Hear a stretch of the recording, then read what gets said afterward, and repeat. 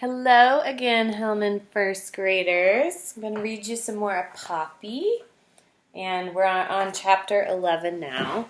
So in chapter 10, it left off with a very exciting ending, and normally I would ask you what happened and call on someone, but I'm going to tell you. So what happened last was that we left off where Poppy was cornered inside of a hollow log. And she's got a fox chasing after her, and its sharp teeth are kind of ready just to grab on. And she's going into this hollowed out log laying on the ground in the forest, in Dimwood Forest, and then she smells another animal. So she's cornered between some animal inside the log and a fox right outside the log. Let's see what happens. I know we always predict porcupines. Let's see if we finally get to hear about one.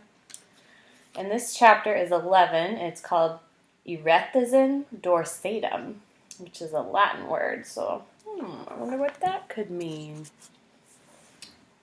In the obscure murk of the log's interior, Poppy crouched tensely. Slouching slowly out of the dark came a flat-faced beast with a blunt black snout and fierce grizzled whiskers.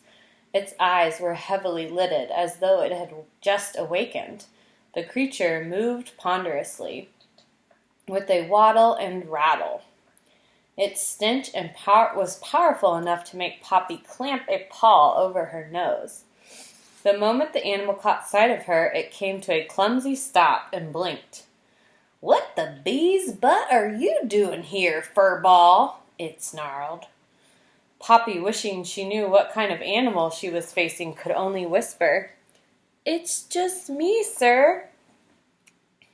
"The name is Erith," the animal snapped.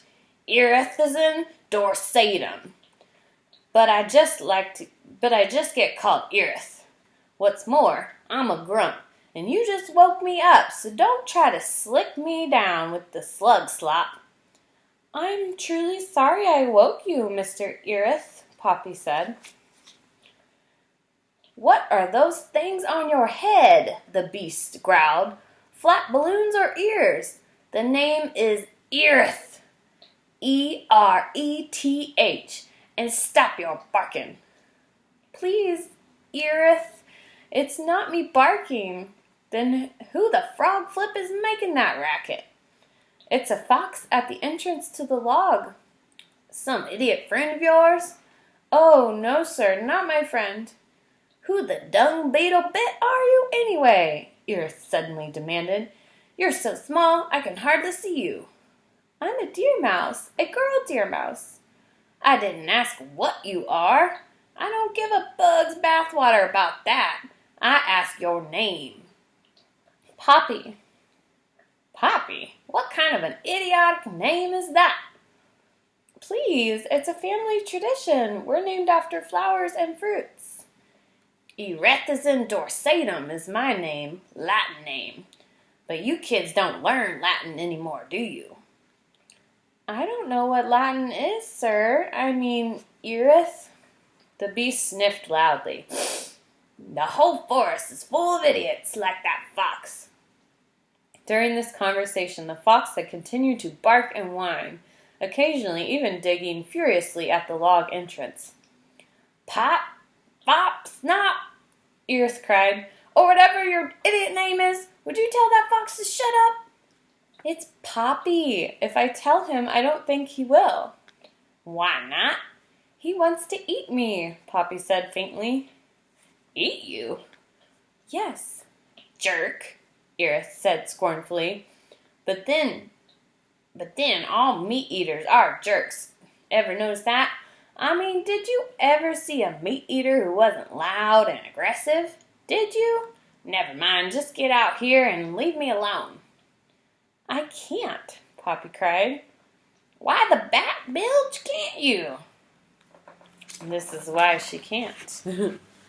Poppy is in the log. This little Poppy right here.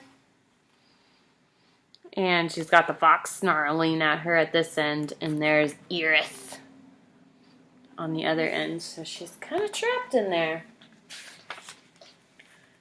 "I just told you," Poppy pleaded. If I go out, he'll eat me." "Look here," Iris cried. "Whatever your idiot name is, don't you have any guts?" "Please, it's Poppy." "Oh, weasel wonk, I don't care what it is. All I'm saying is if a creature can't take care of himself, he has no business sneaking into my house, waking an old coot like me up in the middle of the day and asking for my help." "I never asked you for your help," an exasperated Poppy replied. "Can you understand anything? That fox chased me. Do you think I like being in here? It stinks." Iris blinked. "Oh, all right," he growled. "I suppose I better talk some sense into that meat mauler. Just get out of my way," he snarled as he began to waddle forward. "It's your lookout, not mine. If you get pricked by one of my quills—" Poppy's heart clutched. Did you say quills?" she stammered. "Of course I said quills, fuzzball." "Yes, but—" "But what?" Poppy was dizzy with fear. Her knees shook. She found it hard to swallow. "What are you?" "Don't you have eyes?" Iris screeched. "Or are those spots on your face buttons? I'm a porcupine." "Porcupine?" The word turned Poppy numb. She could hardly breathe. She could not think. "Floppy or Poppy," Iris bellowed. "Will you get your flea-flicking self out of my way?" Poppy dived against the pulpy wall of the log and squeezed herself flat to allow Iris room. Even so, the porcupine waddled by, his quills raked across her belly like a rusty comb. Never, despite all she confronted, had Poppy been so terrified. Iris, however, continued to make his ponderous way towards the log's entrance, where the fox was still barking and yelping. Poppy felt sure that once the fox was disposed of, the prickly monster would turn on her. First he would shoot her with his quills. Next he would stab her. Then he would skewer her. Finally he would chop her into tiny bits and eat her. For a moment Poppy considered offering herself to the fox. If the choice was between swallowed in one gulp or being tortured by this porcupine, surely death by fox would be preferable. Poppy stared into the darkness of the log. Perhaps there was an escape hole, but frozen by the terror of her predicament, she could not move.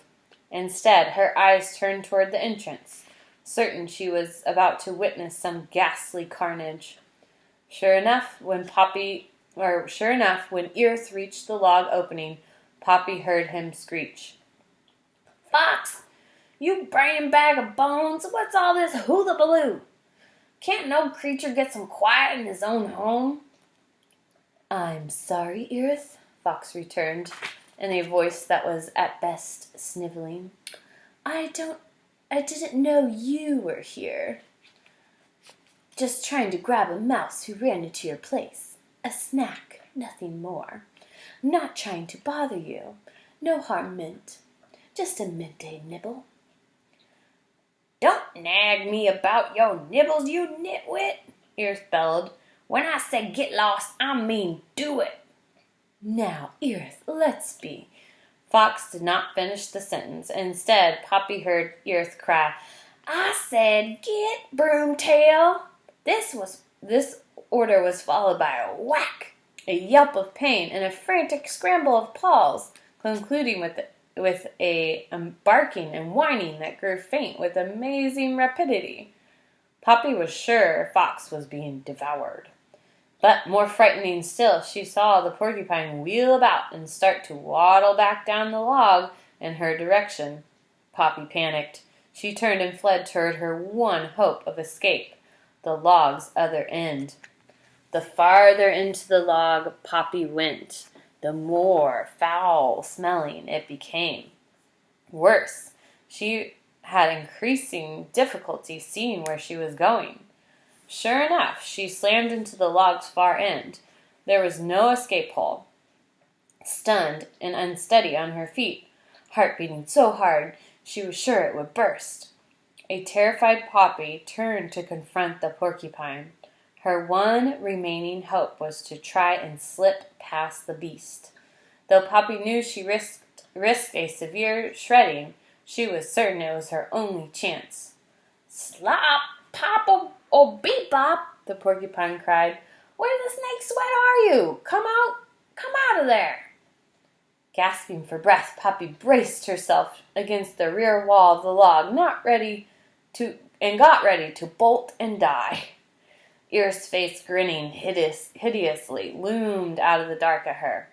"Poppy," he cried, "you wretched excuse for a runt! Why the devil are you hiding in my toilet?" And that's the end of chapter 11. Thanks for watching. See you soon.